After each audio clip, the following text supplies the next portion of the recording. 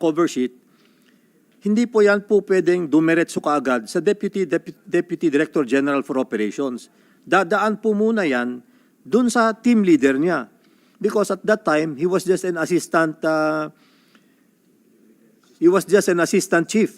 Andito po ngayon yung chief niya noon, panahon na yon, si Director Francia. Nasaan si Francia?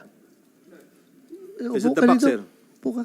Na ito sir dapat yung chain of custody ng documents na yon, from him to his team leader, from the team leader to, at that time it was Director La Chica, then it reaches the DDGO. So ang daming pagpapasahan sir ng papel. Bakit nawawala? Talagang mawawala kasi wala naman talagang ganun dokumento kasi. So kayong sinasabi niyo sir na delikado kapag may naglilik na ganyan. Sigurado po kami walang dokumentong ganyan. Your Honor. Hirap nito. Dali ha. Sige. Your Honor. Yung pong sinasabi ni Director General Lasso, no, maganda po yun. Pero nung time nung mistanin nyo ni Asik Gadapan, hindi po ganun. Hindi po ganun. Alam po yan ng mga kasamahan ko. Pagka sinabi niya, kayo IIS kayo. Hindi kayo dapat nag-ooperate. Hindi kayo dapat nanguhuli. Ngayon, So that time, ikaw IIS. Apo, IIS. Nasa IIS Nasa ka. IIS po. Team leader mo si... Bali, Francia. ang that time, division chief ko, si Director Francia. Ako po Sa yung anong division? IIS po. IIS. Sa investigation po kami. Ngayon, kagaya niyan, sige po, antayin ko lang po yung sagot ni Director Francia patungkol dito. Kasi sa akin, meron din akong reservation So, patungkol dito sa kaso na to. Sandali ha. Mo. Alam Opo. na At boss mo.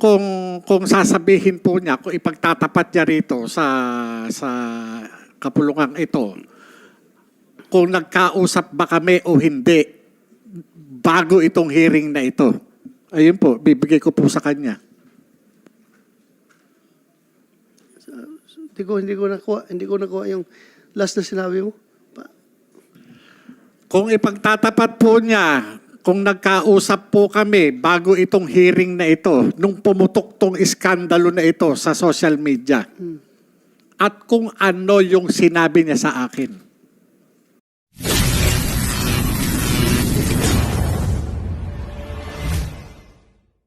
Ulitin ko, Francia, ang purpose natin sa hearing na ito is not manira ng kung sinong dapat siraan. Wala tayong kinukondem dito. Wala tayong dinidiin na tao dito. Ang ating purpose dito is para malaman kung totoo yung mga dokumento na yon at bakit nag-leak kung totoo yon. At kung kailangan natin mag-legislate ng batas para ipinalize yung unauthorized disclosure ng mga classified documents, kagaya ng papel na sinasabi niya ni Jonathan Morales na nilagyan pa daw ng cover sheet na confidential. So confidential, di ba? Unauthorized disclosure of documents security classified as confidential may bring, it may not amount to damage to national security, but it may amount to national shame. Ikakahiya ng ating bansa yung mga unauthorized disclosure of that. Yan nakalagay sa meaning ng confidential. So, totoo ba na ikaw ang team leader niya ng IIS at the time? Your Honor, magandang hapon po Yes. una-una. Ako po ang hepe noon ng Investigation Division of the Intelligence and Investigation Service. Totoo din po yung sinabi niya, si dating Agent Morales ay assistant chief ko po. Ako po yung hepe niya. So, pagkatapos mong kinunan ng yung informant mo, Morales, pagkatapos mong kinunan ng mga affidavit, everything, pinaalam mo ba sa boss mo? Sa pagkakatanda ko po, hindi naman po pwede na kikilos ako sa opisina na hindi malalaman ng aking opisina. So alam mo, alam ng Opo. boss mo.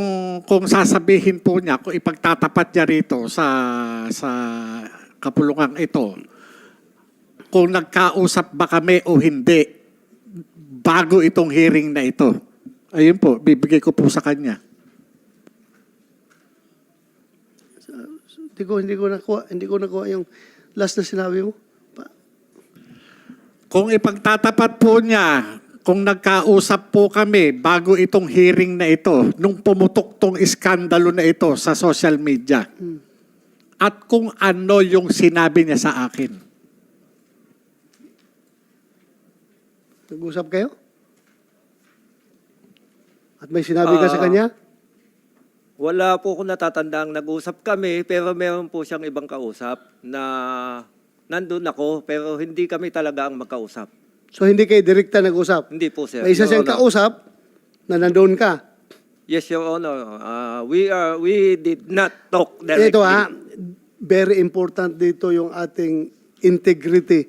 Not only as a PDEA agent, kundi as a person.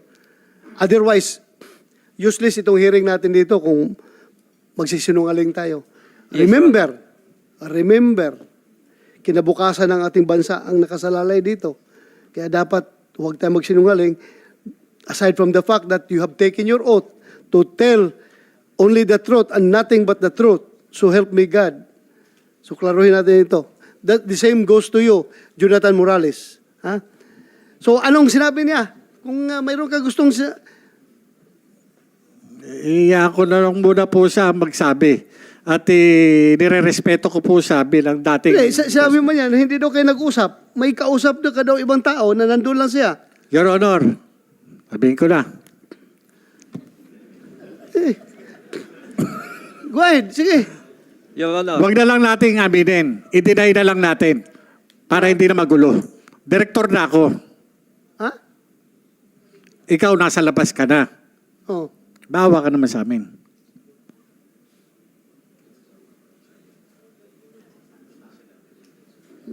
Hindi ko masyado nakuha yun Your Honor. Oh, yes. May I, Your Honor? Katulad po ng sinabi ko, ganun po talagang nangyari. Hindi ko naman po yun tinago.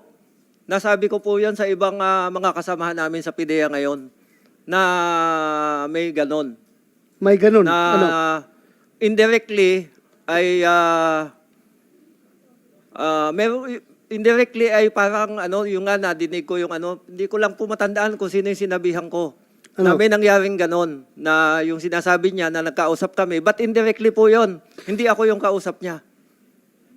Hindi po ako. Yun po ang totoo. May kausap lang po siyang iba. Okay. Pero ano po yun? Nasa telepono yun. It's sa your telepono word po yun. Pwede against ko- his word. Ako, wala akong personal knowledge. I am here to set the record straight. I am here to get the truth. Kaya ko kayo pinapasalita. Mayroon akong tiwala sa inyo na sana magsabi kayo na totoo. But anyway, Your Honor, Balik- may I, Your Honor? yes. Yun naman pong pag-uusap na yon, pwede nating sabihin immaterial. Kasi yung mga tanong niyo po sa akin nung una, naging happy ko pa. Totoo naman po yun eh. At kung ako po sana itatanungin niyo, hindi niyo po itinatanong, kung yung tungkol doon sa ganong mga papel, yung ganon, Yes. dapat po sana yun ang pag-usapan natin. Hindi po Yun yung nga, kung kaya, ano-ano, sir. kaya nga nawawala tayo dito sa Yes, Your Honor. direksyon dahil ang dami nyo ini-inject. Sige, sana yung papel na yan. Your Honor, sa katulad po din ng mga sinabi ng mga kasamahan ko ngayon na hanggang ngayon ay nasa PIDEA po, matay ko po ang isipin, pabalik-balik na iniisip ko, wala po akong matanda ang ganong papel. At wala akong matanda ang mga ganong istorya. Yun po ang masasabi ko, Your Honor. Mr. Chairman, Your Honor. Yes, go ahead. Kung wala kang matandaan, bakit, Your Honor, bakit mo i-deny? Bakit sasabihin sa akin, i-deny na lang natin para hindi na magulo? Sino nagsabi? Siya. Oh, sinabi mo na i-deny na lang na. Ano ba ito? Wala po akong matandang sinabi kong ganon, Your Honor. Under oath ka? Under oath ka? Yes, Kayong Your dalawa, Honor. under oath. Ha? Pwede kayo magsama sa kulungan doon sa baba. Kung Kung hindi Wala po tayo akong matandaan, Your Honor. magkaintindihan dito. Your Honor, Yes. Mr. Chairman, ang purpose naman po nitong investigation natin, kung mamarapatan nyo, para magkaroon po tayo ng sapat na batas, para hindi na po maulit. Kung nagkaroon man po ng sa amin. Yes, you don't, Alam have, nyo, to, you don't have to remind me. Nandyan sa akin yan. I am the chairman. Alam sorry, ko, Your Honor. kaya lang, in the interest of truth and justice, lahat ng sinasabi nyo dito ay dapat totoo. Kaya ako nga kayo tinatanong at nire-remind palagi na under oath kayo. Kaya nga, magtutulungan tayo dito. You love PDEA. Di ba? Yes, Your You Honor. love your country. Yes, Your Honor. Ikaw, you also love PDEA. And you also love your country. Yes, sir.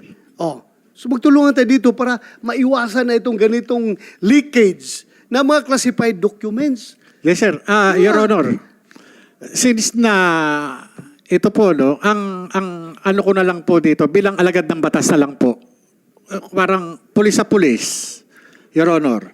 Since na lumabas po itong information na ito, ano ang gagawin natin?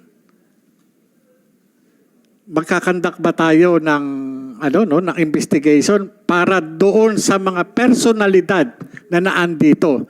Meron po kasing mandato ang PIDEA. Ayon doon sa provision ng Republic Act 9165. Hindi po ba itong mga ito ipatatawag? Kasi kung ginagawa po natin sa mga ordinaryong tao,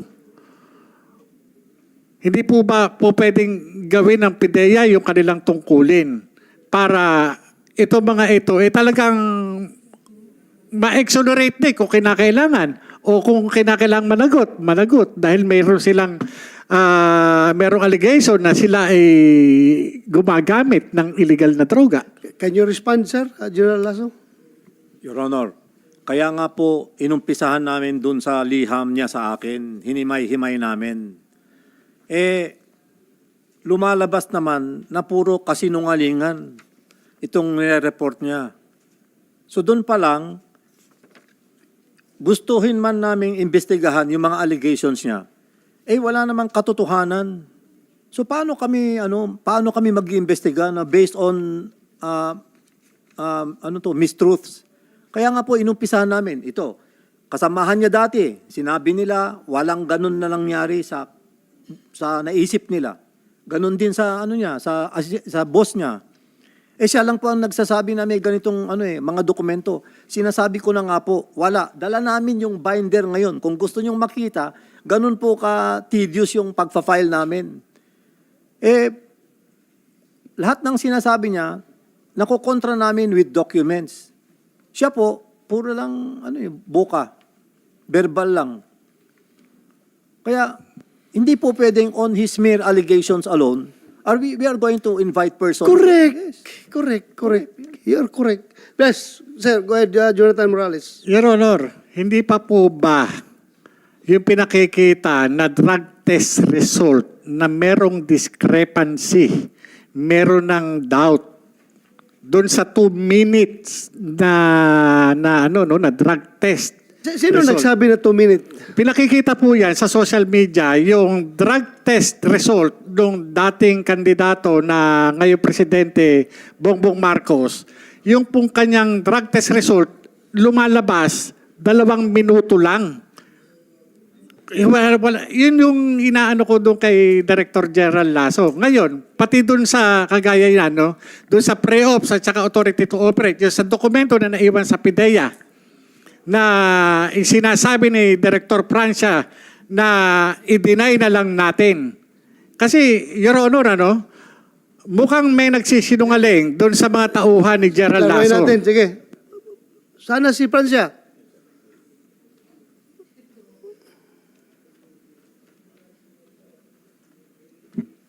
Yes, Your Honor. Sinasabi niya na kinausap mo daw siya na i-deny na lang natin. Wala po kung natatandaan ganun, Your Honor. Meron kayong dalawa lang ba nag-usap? Hindi po, Your Honor, may kausap po siya. O sino yung kausap niya?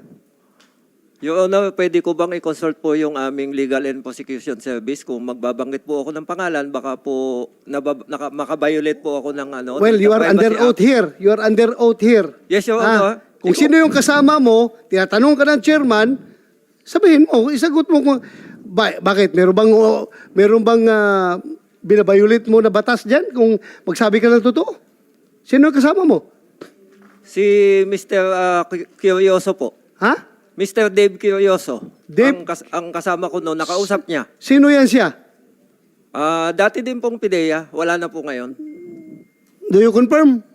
Jonathan Morales? Yes, Your Honor. Kumsek, next hearing, invite, ano pangalan? Dave Curioso po. Dave? Dave, opo. Dave Curioso. Curioso. Yes, Your Honor. So kayong tatlo nandoon, nag-uusap. Hindi po, Your Honor. Kausap niya po sa cellphone po. Kausap niya sa cellphone. Opo. Ikaw, nasaan ka nun? Katabi po nung Dave po. Katabi ni Dave. Opo. So that's it. Gusto natin katotohanan dito. Huwag kayong matakot kung wala kayong tinatago. Kumsik? Ha? Dave? Curioso. Dating PDEA agent. Hindi po. Ano lang po siya, contractual lang po dati. Kontraktual ng PDEA. Opo, noon po. Noon. Paano? Kontraktual ng PDEA yun? Kilala mo? Yes, Your Honor. Bali, yun po yung mga dati namin mga kasama na may mga koneksyon kami sa isa't isa. Okay. Kaya yun pong kung yun yung mga hindi alam ni General Lasso na nangyayari doon sa paligid niya. Maari sa kanya in good faith siya sa pagsasabi na talagang wala, pero yung wala meron. Kasi nga merong i-deny eh. May i-deny, may usapan na i-deny. Sandali. Opo. Yung sinabihan ka na i-deny natin, siya mismo nagsabi o yung kausap mo na si Siya Dave? po, boses niya po Ha? yun eh. Basta deny na lang natin. Ako, deny ko yan. Sabi niya, para hindi na lang magulo. Yun po yung sinabi niya.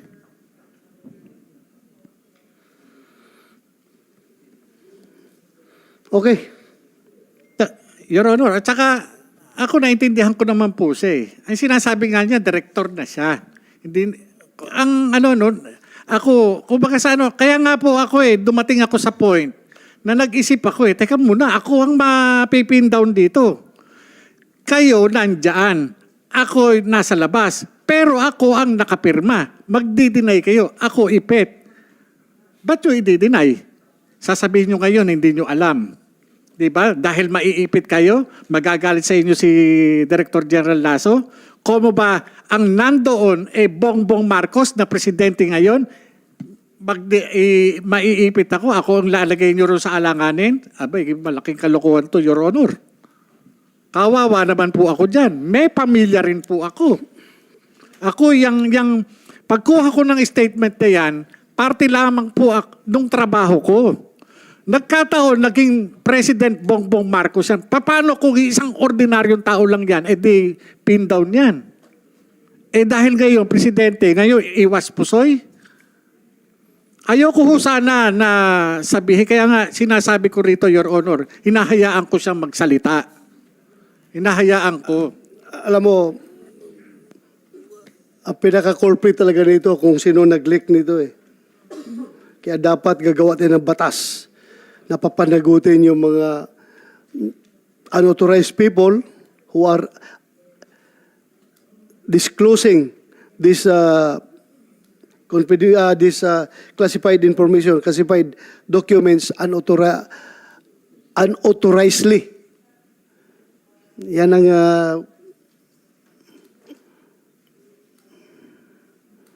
pero anyway, parang deadlock tayo eh. PDEA, wala. Yung dokumento niyan. Ikaw, meron. Pero, nakikita mo talaga din, may papel, di ba? Papel. Sino nakapirma ng papel na yon?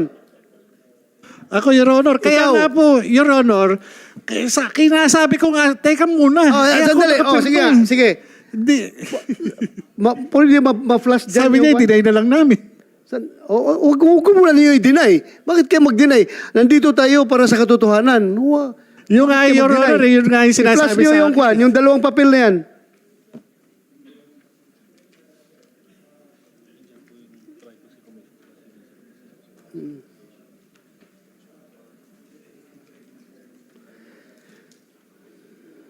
National Privacy Commission. Itong mga dokumento na ito, kalat naman ito sa buong social media, di ba? So paano natin ito, anong treatment natin dito sa ganito mga papel? Can you advise us, please? Good afternoon, Mr. Chair. May I give an opening statement, sir? Yes, go ahead. Just make it brief and concise. Thank Yes, you. sir. Thank you, Your Honor. So, Your Honor, thank you again, Your Honorable Chairperson, for inviting the National Privacy Commission to this hearing. On behalf of the Commission, we reiterate our full support of this investigation on the alleged PIDEA leaks. These leaks of the supposed PIDEA documents raise serious concern on data privacy, potentially compromising sensitive personal data. It underscores the importance of the adherence of persons to data privacy laws, or rather the Data Privacy Act, and the implementation of appropriate and reasonable security measures to protect these data. And also the importance of conducting investigations to hold the persons responsible for unauthorized disclosures to be held accountable. That said, Your Honor, the Commission will submit its position paper, Your Honor, within the week. Now, as to your, Anong kaso na yes, sir. nilalabag nila? Anong batas nilalabag nila? With this, sir, based on what is shown on the screen, sir, this can be considered as sensitive personal information, which is this relates to information involved in an investigation, and under the Data Privacy Act, this is considered as special sensitive personal information, and the disclosure of this may result into prosecution for unauthorized disclosure, but also, Honorable Chair, this can also be penalized under unauthorized processing, especially to the person who actually leaked the data, or whoever else, not only the person who leaked it, but the continuous sharing, let's say an ordinary person who would use the picture and spread it across social media can also be potentially prosecuted for that violation. So meaning, makakasuhan din si Marlica nito? Siya man nagpalabas ito sa media? It may be, Your Honor, the case, depending on the circumstances, Your Honor. Ang dami nang madadamay dito sa kaso na ito.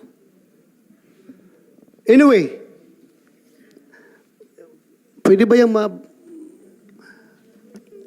itong isa pre-operation report, yung isa authority to operate. Tanungin ko lang yung PIDEA. Buhay pa ba itong Mazda 3 na black? Saan yung plate number niyan? Your Honor, kotse ko po yan. Kotse mo? Ako na po mag-guide sa inyo. Yan po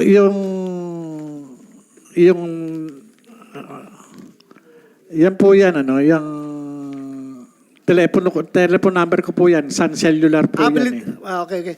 Itong Toyota Vios, kaninong sakyan ito? Kaninong sakyan yan? Sino makasagot? Sir, Yes, sir. yung Mazda kay Morales yan. Morales. Yung Avanza kay Director Francia.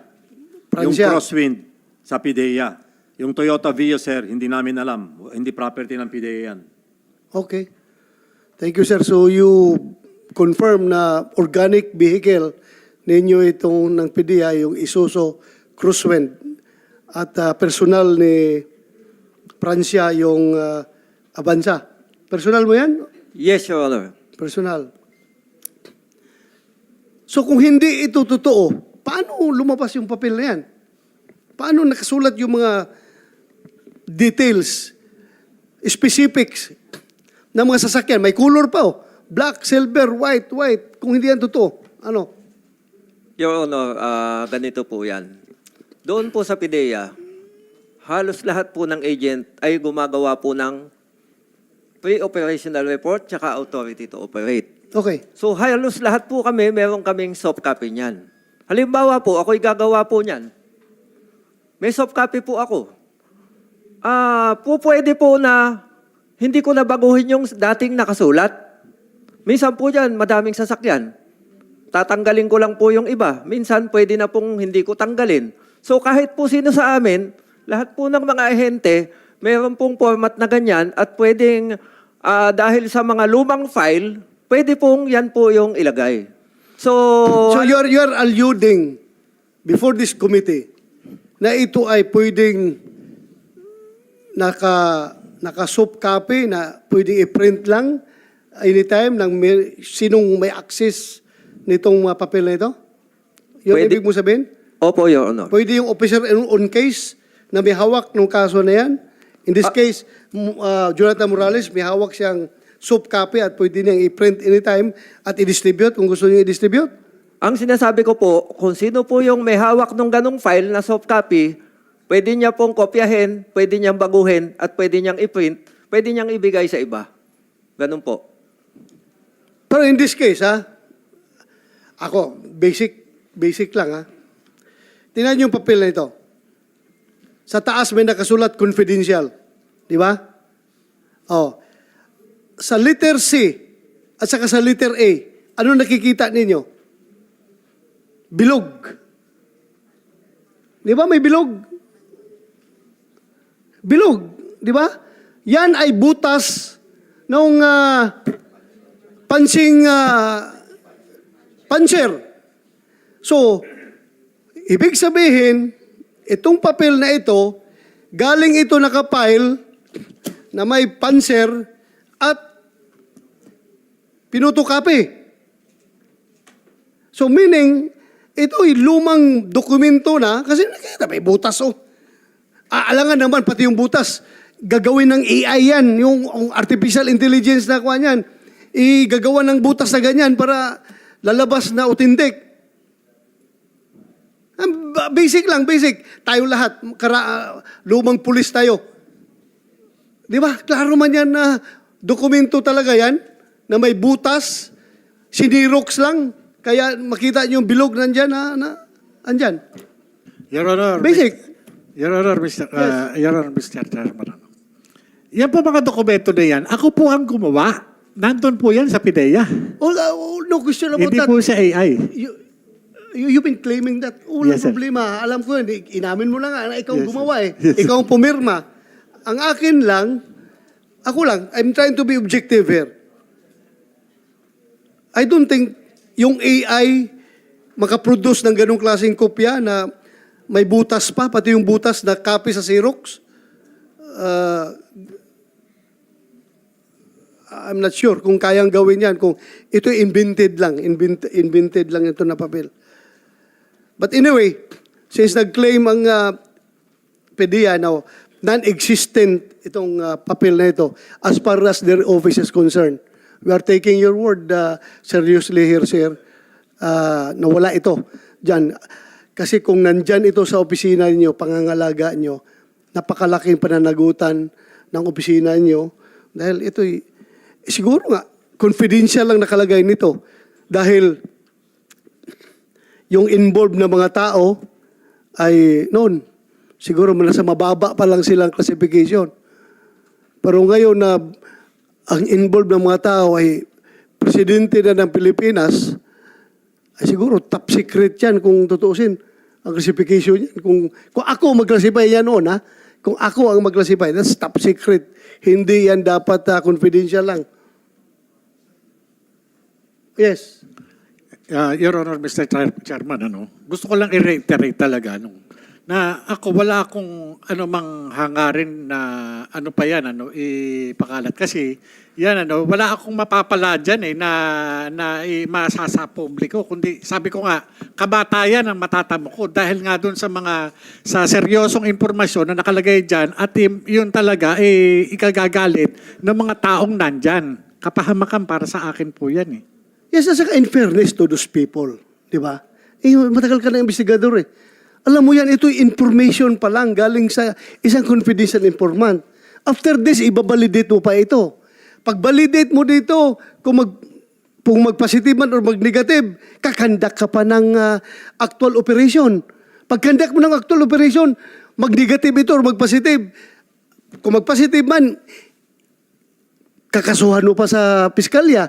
Pagdating sa piskalya, another step, kung magpapasa ito sa piskal, ipapile sa korte.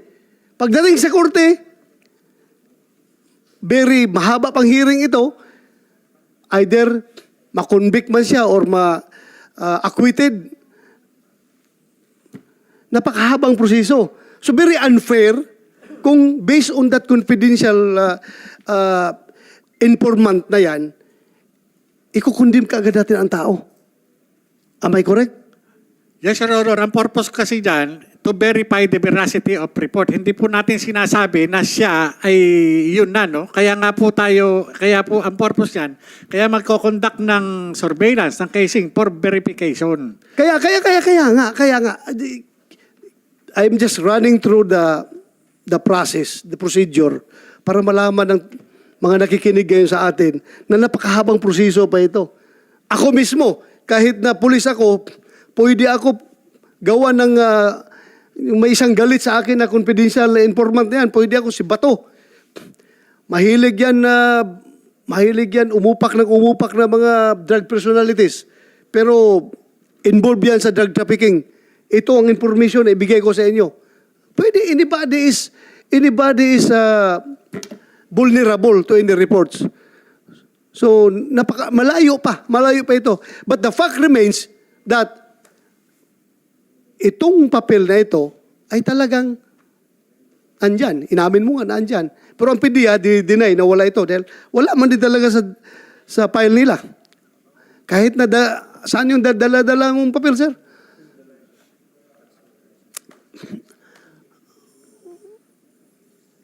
Wala talaga. As far as they're concerned, wala talaga itong papel na ito. So, ang tanong ngayon kung sinong may hawak nito at bakit na-leak sa labas.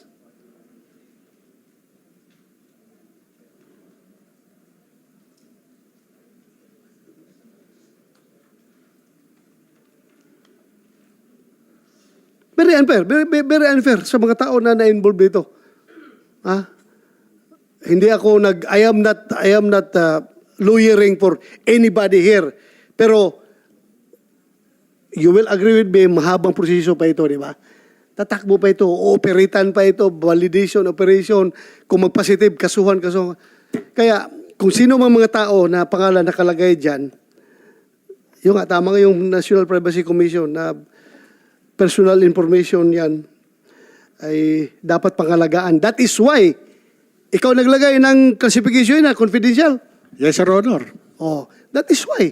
Nilagyan mo yan ng cover sheet na confidential because Yes, Your Honor. napaka-sensitive nitong informasyon na ito. Hindi po yan para sa publiko. Yes, correct. Kung sino man yung tao na yan na nag-leak nito, napakalaking kasalanan niya. Napakalaking kasalanan. Dahil this is for us in the law enforcement at saka sa military. Sagradong mga papel ito. These are sacred to us. Hindi dapat basta-bastang i-disclose unnecessarily. Kaya nga dapat inibitahan natin yung National Security Advisor for them to explain gaano ka-importante itong mga classified documents na ito. Pero nag-absent man. Hindi mo lang nagpadala ng kahit isang representative para sana tumulong dito mag-explain anong ibig sabihin ng restricted, anong ibig sabihin ng confidential, anong ibig sabihin ng secret, anong ibig sabihin ng top secret, anong mga nakukompromise dito pag ito'y disclose in an unauthorized manner at dapat na-explain ito nila ng National Security Advice. Alam natin, tayo mga pulis, alam natin yan. Pero for purposes of public information, dapat ma-explain nila ito.